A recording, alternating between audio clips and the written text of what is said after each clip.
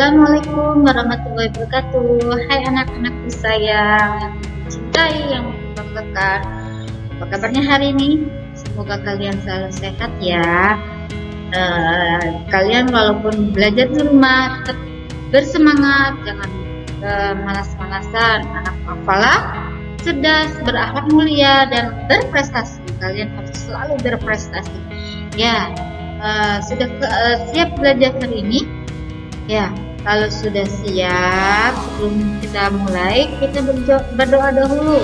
Doa mulai. Bismillahirrahmanirrahim. Raditu billahi rabban wa bil Islam wa Muhammadin nabiyyan wa rasulah wa bidzikri firman warzuqni firman. Amin.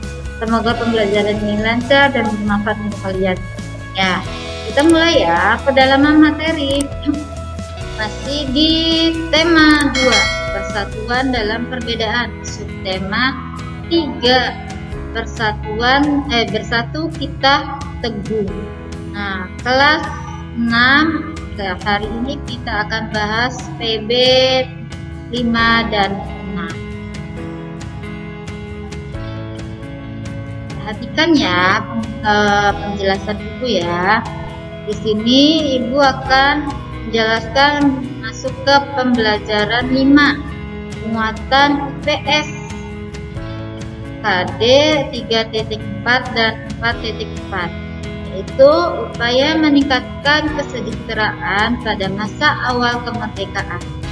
Yang pertama dengan upayanya yaitu kebijakan Orang Republik Indonesia atau ORI.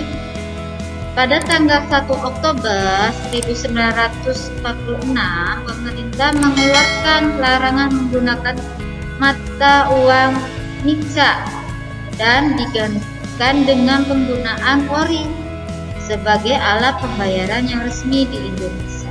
Ini dari tentara Jepang ya. Nah, yang kedua, melaksanakan konferensi ekonomi pada tahun 1946. Menteri Kemakmuran Darmawan Mangkusumo mengundang para kepala daerah di Pulau Jawa untuk mengadakan konferensi ekonomi atau memperbaiki ekonomi di Indonesia. Yang ketiga, pinjaman nasional. Indonesia memiliki memberikan melakukan pinjaman nasional. Pemerintah mendirikan bank tabungan pos.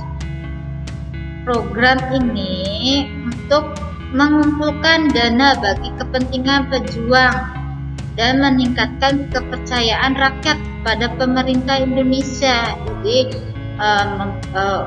untuk biar rakyat percaya pada pemerintah, jadi pemerintah itu melakukan pinjaman nasional. Upaya meningkatkan kesejahteraan pada masa awal kemerdekaan. Yang ketiga dengan cara mendirikan Badan Perancang Ekonomi atau Planning Board. Atau pada tahun 1947, Menteri Kemakmuran A.K. Ghani mengusulkan membentukkan Badan Perancang Ekonomi. Badan ini bertugas menyusun rencana pembangunan ekonomi. Program rencana ini meliputi menasionalkan bangunan umum, perkebunan, dan industri menjadi milik negara, serta penyiptaan perusahaan milik Jepang sebagai ganti rugi terhadap Indonesia. Selanjutnya dengan cara merancang Kasimo, yaitu Menteri Urusan Bahan Makanan I.J. Kasimo menyusun sebuah program yang disebut Rencana Kasimo. Tujuannya program ini adalah untuk meningkatkan kesejahteraan rakyat dengan meningkatkan produksi pangan.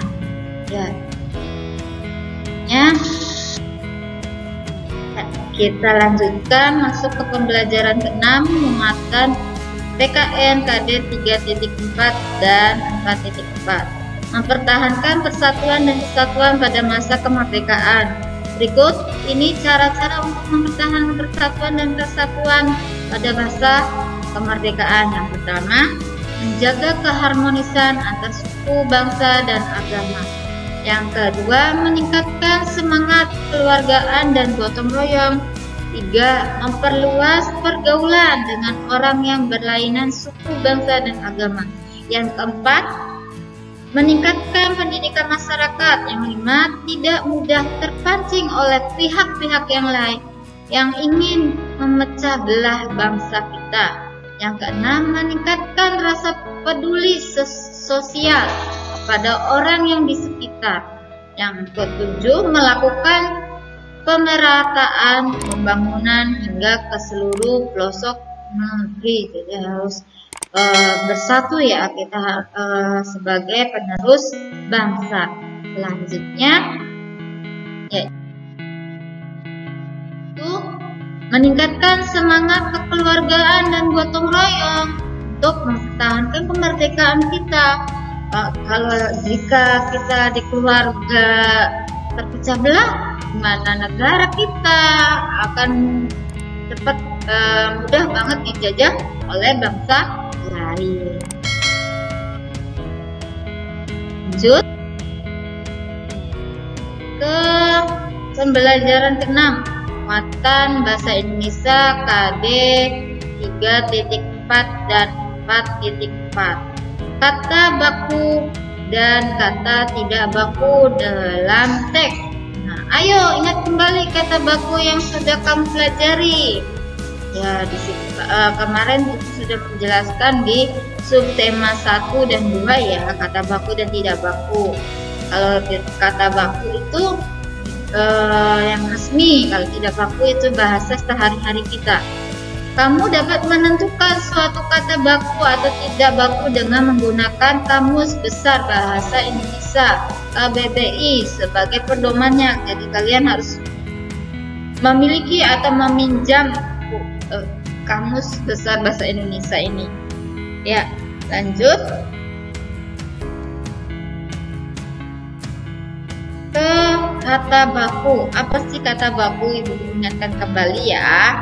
Kata baku adalah merupakan sebuah kata yang digunakan sudah sesuai dengan pedoman atau kaidah bahasa yang sudah ditentukan.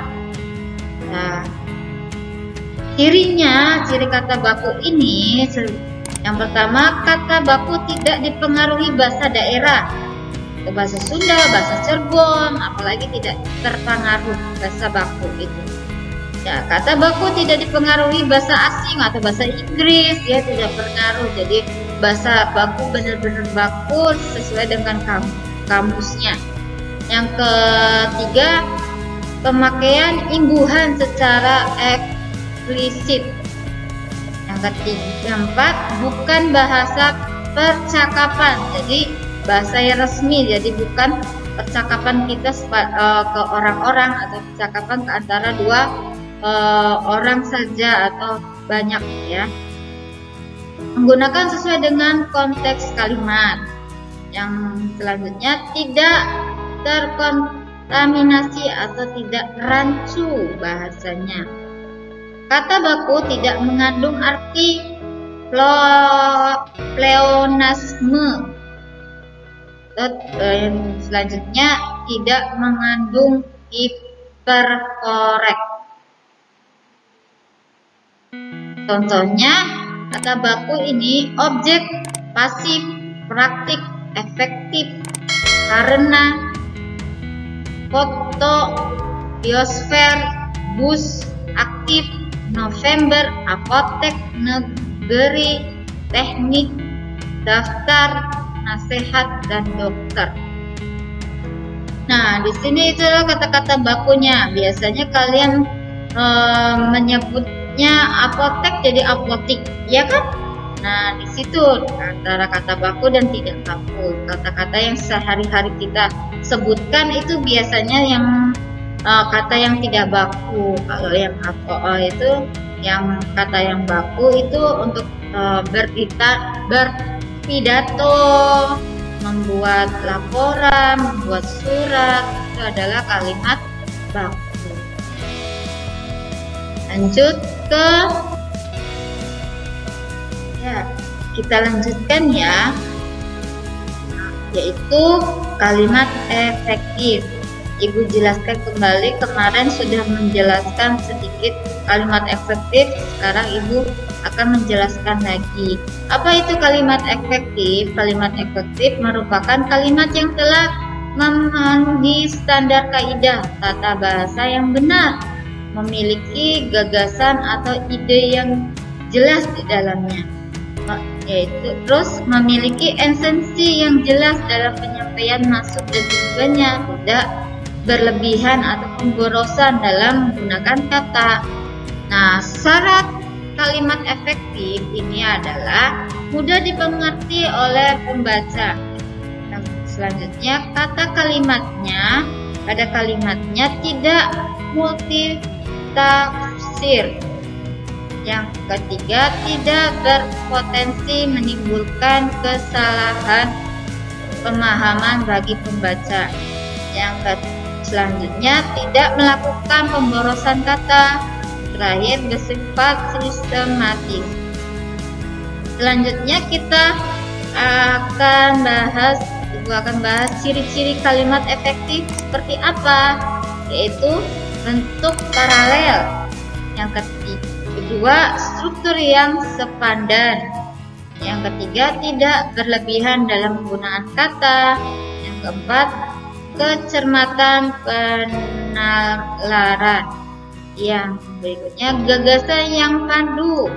Selanjutnya, bahasa yang pakai yang logis ya.